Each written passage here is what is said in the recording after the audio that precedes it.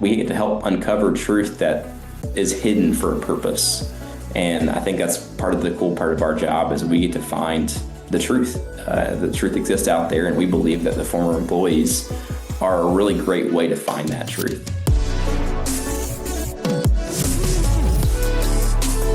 I'm attorney David Craig, managing partner and one of the founders of Craig, Kelly & Faultless. For over 35 years, I've dedicated my career to helping individuals and families who have been seriously injured or lost loved ones in devastating semi-truck, large truck, and other commercial motor vehicle accidents. When tragedy strikes, life can feel chaotic, overwhelming, and uncertain. Many people don't even know where to begin or what questions to ask. That's why I created After the Crash, a podcast designed to empower you with the knowledge and resources you need to navigate these challenging times. In each episode, I sit down with experts, professionals, victims, and others involved in truck wreck cases to give you insight, guidance, and practical advice. Together, we'll help you understand your rights, protect your family, and move forward. This is After the Crash. Ladies and gentlemen, welcome to another episode of After the Crash. This is Dave Craig, your host, and I'm going to interview today a gentleman by the name of Sam Littrell. And Sam is a COO of a company called Stratejic Relationships. And I'm going to read off what it says on LinkedIn. As former employees know where the bodies are buried, we identify your defendants, former employees, who can testify and provide evidence.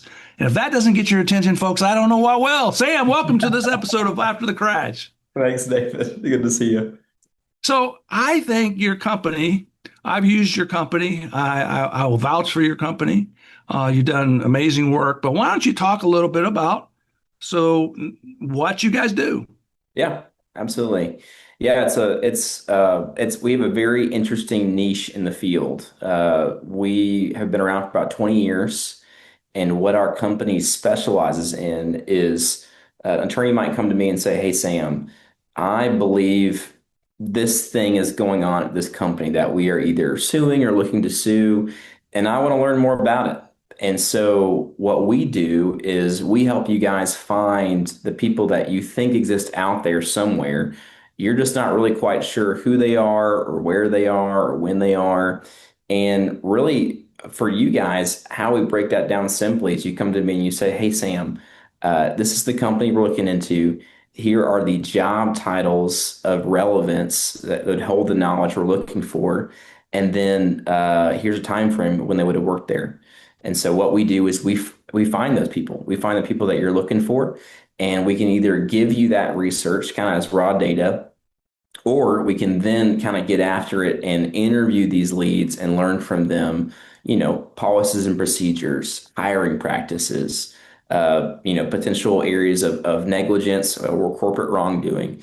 And really, kind of benefit to you guys is we get to do that in the background while you're doing your daily life and doing all the other things that you guys got to do. We're getting after it and calling these people, 7, 8, 9 times, different times of the day, different days, different area codes, so that we can actually have real conversations with these folks. So kind of if I boil it down simply, we're finding the people that you think exist out there somewhere, and we are then learning from them the inner stories of what's going on within these companies. So, and I think is great. I mean, it's amazing to me that not more lawyers do this. We do it in our firm. And so there's often times when you're suing some company and you just know that the company's bad. You just know there's stuff going on. And when you take the deposition of the employees that work there, they tote the line. And oftentimes they don't tell you the truth, or they will shade it, or they won't answer the questions directly. And so it's like, boy, if we just had a whistleblower, if we just had somebody that used to be on the inside that will talk to us, we would learn not only maybe what the bad stuff is, but we would know who to ask, who to talk to, what to ask. There's so much more information, and we can do so much a better job by obtaining as much information about somebody or some entity as possible. And I think that's great. And so your company's been around for 20 years? Yeah, my father founded this company 20 years ago, and I feel like, he's kind of a hard fellow to miss. He wears these kind of crazy shirts and boots at conferences. So Paul, yeah, it's my pops, and yeah, it's a really fun thing we get to do because we get to help uncover things that are you're not traditionally going to find in traditional discovery, and get to uncover things that yeah are really interesting. I think are really fascinating. Well, and you're helping people in the by doing that. I mean, obviously, if you're going to the trouble of digging around and trying to find ex-employees of a company that might help you, then typically those cases are, significant injuries or deaths, and so they justify the expense of trying to find people like yourself that will help us put our case together. And I think that's, we could I'm not if I ask the defense, if I'm suing a trucking company is somebody's killed my client in a truck accident, and I could ask them to, well, tell me all the former employees that might help me. They're not going to tell me. Anybody they disclose, I guarantee you're going to say nothing but good things about their Yep. company. And Yep. so that's where I would turn to you and have turned to you and said, hey, I think this trucking company is hiring bad truck drivers. I don't think they're training them, or I think they're sending them into a CDL mill, or they're sending them to get their CDL from a medical a doc who's doing bad, who's Yep. just rubber stamping their medical cards.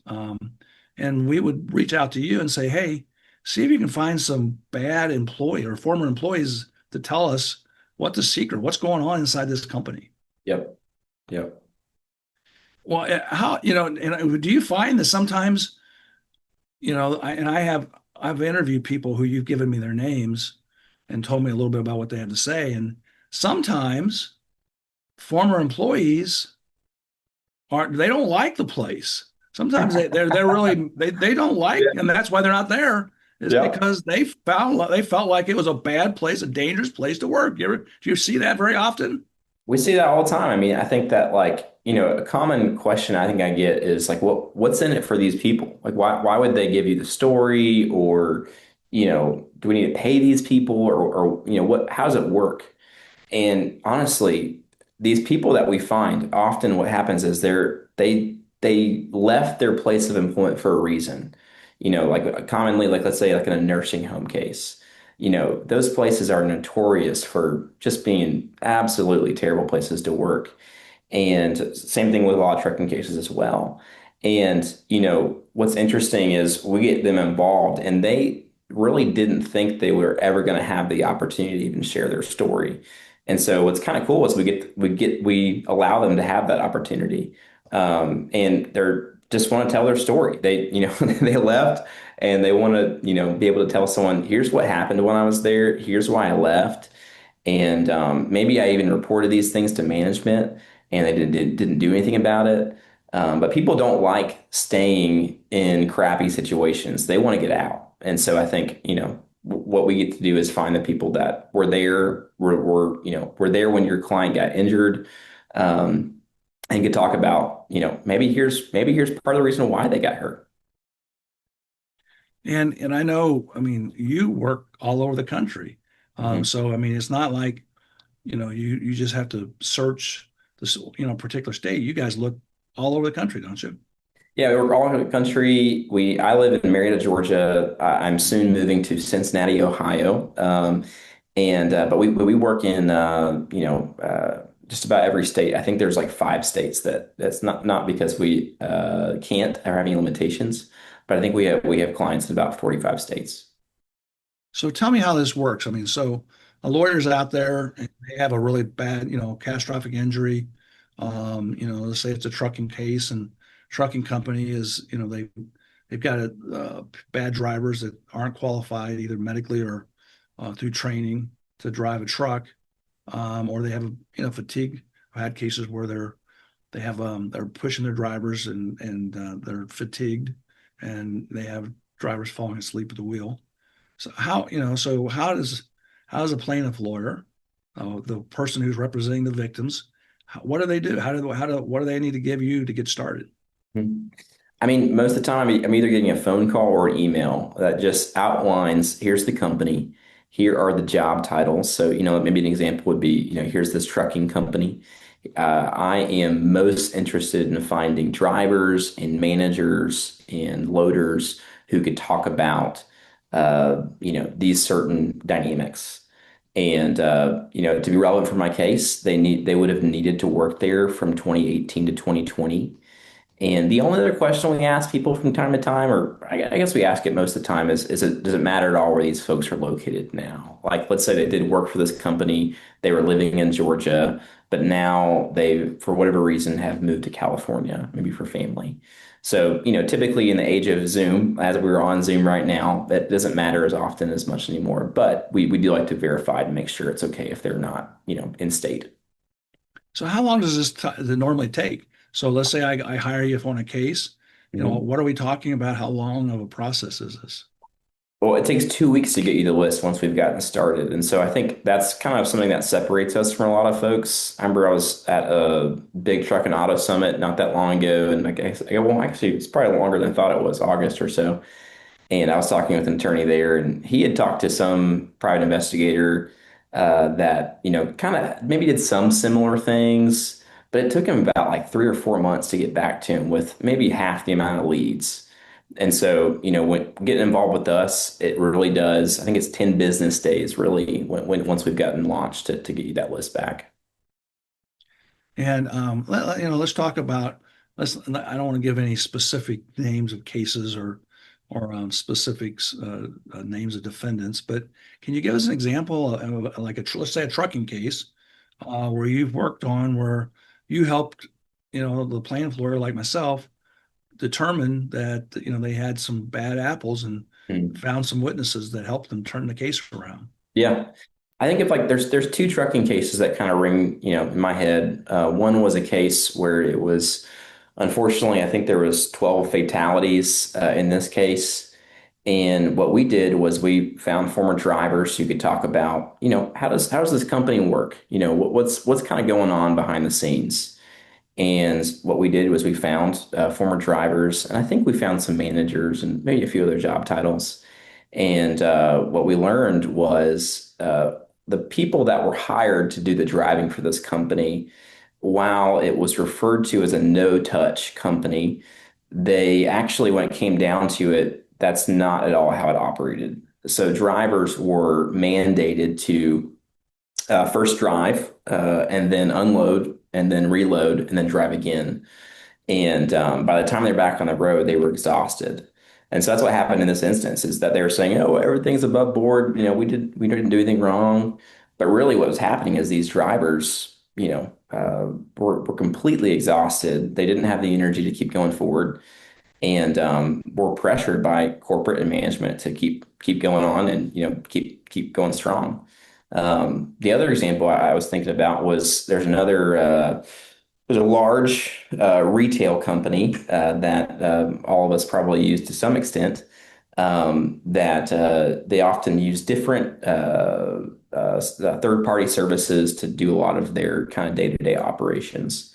And so in this situation, this service or this service was trying to or the bigger organization was trying to say, hey, we have nothing to do with this. This is all them.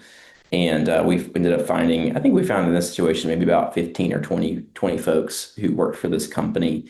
And every single one of them said, hey, we deal with their management, we deal with their technology. We report if anything goes wrong, we report directly to them. So everything we were doing is just helping build the case of saying, while you're saying we don't have anything to do with it, really our day-to-day operations, we operate as that big entity. There's no distinction between the two. So helping build the case that they are liable and it's not just trying to push off liability to somebody else. Yeah. Well, and I mean, that's extremely important like, when you're trying to establish agency, you're trying to establish chain of command, you're trying to show that one person, one entity controls another entity, Yeah. so that you can reach up and get a bigger insurance policy or someone more responsible who can financially pay for the harm that's been done. And so that's the kind of information you have. And even if you strike out, at least you know that you've done your due diligence, that you've looked and you've tried it. There's maybe times where you find out that there's nothing there, and Yeah, that's okay. I mean, that happens. absolutely. But the reality is, at least you know you've done your due diligence as a lawyer to figure that out. And so, Yeah, to piggyback off that, I think what's really cool and something that I didn't anticipate coming into our company is obviously scenario one, we find a smoking gun and we find the information that you're looking for. You say it's true, and we find it. We find somebody who says that's exactly what's happening, and more. But outside of that, there's been other situations where maybe a not so great situation, but still something that happens, kind of like what you just said.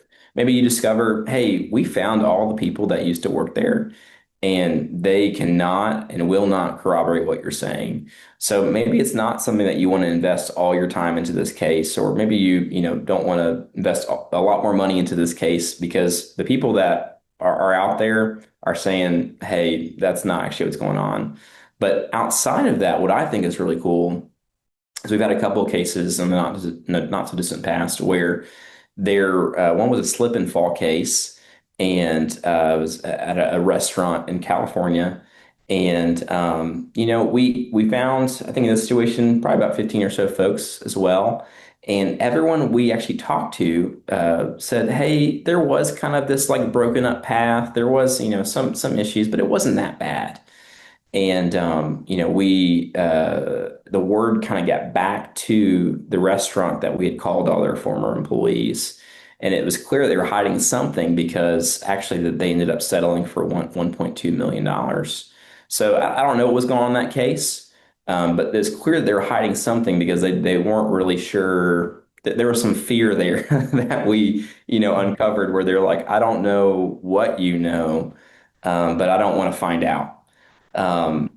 We had a similar case where it was a wrongful death at a dealership also in California. And our attorney's theory was that there was a high drinking kind of culture on the premises, and that had something to do with this incident. And same thing, we collected the name of the company, the job titles, the time frame. We found these folks, and then we called them. And every single person we talked to said that's not really true. That's not going on.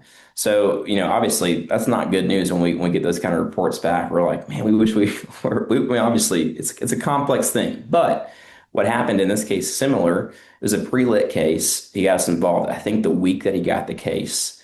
And similar as the last case I just mentioned, the word got back to the dealership that we had called all their former employees. They weren't sure how many employees that we had called. They didn't know what we knew. And I believe the case settled pre-litigation for $14 million. So similar thing. I think the attorney in that point was like, "Man, I wish I'd asked for more." So there's kind of a few. Obviously, again, smoking guns, a great situation, less good situation, but still maybe helpful in some situations is to know, hey, maybe your story that you're looking into, maybe it's not true. And then also maybe leverage for, hey, there's fear of what we don't know, what they know about us, and that can help put some pressure on the defense. what kind of cases do you target? I mean, obviously, I mean, we this podcast reaches a lot of folks that have been in truck accidents, semi accidents, and but there's other people who listen to this that that just may have been involved in other types of injuries or accidents or wrongful death cases. Sure. What other kind of cases? What kind of other areas do you guys? What's the most common, and what kind of areas do you guys typically find yourself researching employees? Yeah. I mean, we do a lot of trucking cases. We do a lot of nursing home cases. We also do product liability cases, finding, maybe like engineers for product that failed. I can think of like tire defect cases. We have done, I mean, honestly, everything under the moon. Like there is not really any kind of limitation. But if you have a high damage case that, let's say, like maybe a sexual assault, we've done some of those where we had one not that long ago where it was a sexual assault at a bar. And what was really fascinating that we found was actually all the employees actually got together offsite one night and said, "Here is everything that is wrong with this bar, everything that we would change if we could." And they wrote all that up and they sent it to management, and they'd never acted upon it. And then I think 2 months later is when this sexual assault happened. So, really, if you think about any company where there are former employees that have left and could bring context, whether that be really high level issues like that corporate, structure, corporate wrongdoing, but sometimes learning about those policies and procedures, how maybe that stacks up with what they're saying, with how it actually plays out. We've had cases, nursing home cases where we're supposed to do all these things, but really they don't track the data. They don't never trained on the crash cart, and on the day to day, they're overworked and understaffed, and they can't complete their duties. So if you have a high value case where former employees, hold some knowledge out there, what we're going to be able to do is kind of circumvent the defense counsel in getting you those people, because we're not going to trust that they're going to give us every person that's going to be helpful for our case. We're going to find the folks that, they don't want you to find. Yeah, and I think it's important for people to know. I mean, as a plaintiff lawyer, I'm trying to find out the truth. I'm trying to find out, how if I can help my clients. I want to know the good and the bad. I don't want to invest years, you know, chasing down something that's not there. At the same time, I sure in the heck don't want to miss something that is there. Hmm. I owe that to my clients. I owe it to my clients to go find this stuff out. Yeah. And and so and I think it's for other people, I guess, for people to understand too, because a lot of folks that listen to this aren't lawyers, Mhm. but it's perfectly legal and it's perfectly ethical, Yeah, right? absolutely. Yeah, we've had like we recently I'm working on a case, a very large sexual assault case that happened quite a while ago. And the terminology that our client was using was, we actually did the first kind of stage. We found maybe 30 people or so. We interviewed them, found some really good information. But then he came back to us and said, "Hey, we really want to leave no stone unturned here. If we kind of maybe open the parameters up a little bit more and did a few things, could we find more people and interview those folks to see if they know of any other wrongdoing or knowledge on behalf of the defendant?" And so we got kind of that second stage started, but it's I don't know, it's a lot of fun. We get to really hear some really cool stories, obviously really sad stories, but we get to help uncover truth that is hidden for a purpose. And I think that's part of the cool part of our job, is we get to find the truth. The truth exists out there, and we believe that the former employees are a really great way to find that truth. Is there any other cases you can think of that sticks out in your mind that you're just think this is one where we really made a huge difference? Yeah. I think there's a case that we did for a client of ours named Michael Hill in Ohio, and is a good friend of ours that really kind of put us on the map in Ohio for a lot of attorneys. And what happened was I think we actually found maybe 40 former nurses and RNs and aides at this nursing home. And we did the interviews on this case, and we ended up finding about 9 people who testified at trial that the corporate entity of the nursing home was actually mandating that their employees falsify records, commit Medicare and Medicaid fraud. I think they had 3 or 4 of these people actually cried on the stand, apologized for what they had done, and just uncovered all this.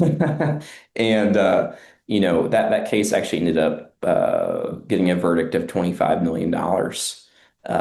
And it was at the time it was a record for a nursing home case in the state of Ohio.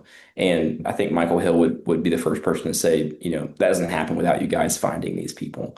So it's really cool we get to find some of this information.